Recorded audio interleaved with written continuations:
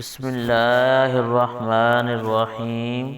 تمام تعریفیں اس کریم رب کی جس کی ذات وحدہ لا شریک ذات ہے، جس کے سوا کوئی بھی عبادت کے لائق نہیں ہے، اور کروڑوں درود و سلام کریم آقا علیہ الصلوۃ والسلام کی ذات پر، جن کو رب تعالی نے تمام جہانوں کے لیے رحمت بنا کر بھیجا ہے، اور کروڑوں درود و سلام آپ کی آل پاک پر اور آپ کے سارے اصحاب پر، جن کو رب تعالی نے رضی اللہ عنہم ورضوا عنہ کے لقب کے ساتھ نوازا ہے۔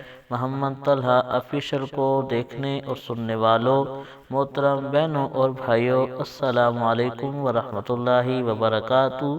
ہم امید کرتے ہیں آپ حضرات خیریت کے ساتھ ہوں گے۔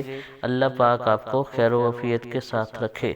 محترم بہنوں اور بھائیوں، آج جس موضوع پہ ہم بات کرنا چاہتے ہیں وہ درس حدیث ہے۔ حدیث کا موضوع ہے ایمان کی حقیقت۔ انشاءاللہ حدیث سن کر انشاءاللہ آپ کا ایمان بھی تازہ ہوگا اور آپ کے علم میں بھی انشاءاللہ اضافہ ہوگا۔ محترم بہنوں اور بھائیوں، موضوع کی طرف جانے سے پہلے آپ سے حسب معمول ادبانہ گزارش ہے کہ پوری ویڈیو دیکھنے کے بعد اگر ہماری ویڈیو آپ کو پسند آئے، ویڈیو کو لائک کر دیں، چینل کو سبسکرائب کر دیں اور گھنٹی والے بٹن کو دبا دیں۔ جزاک اللہ۔ محترم بہنوں اور بھائیوں، حضرت عمر بن جموح رضی اللہ تعالی عنہ روایت کرتے ہیں کہ حضور نبی اکرم صلی اللہ علیہ وآلہ وسلم نے فرمایا، بندہ اس وقت تک ایمان کی حقیقت کو نہیں پا سکتا جب تک کہ وہ اللہ تعالیٰ کے لیے ہی کسی سے ناراض اور اللہ تعالیٰ ہی کے لیے کسی سے راضی نہ ہو، یعنی اس کی رضا کا مرکز و محور فقط خشنودی ذات الہی ہو جائے۔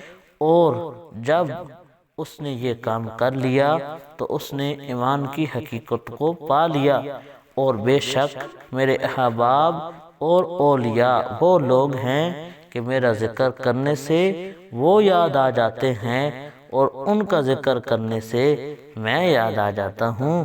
میرے ذکر سے ان کی یاد آ جاتی ہے اور ان کے ذکر سے میری یاد آ جاتی ہے، یعنی میرا ذکر ان کا ذکر ہے اور ان کا ذکر میرا ذکر ہے، کما قال علیہ الصلوۃ والسلام۔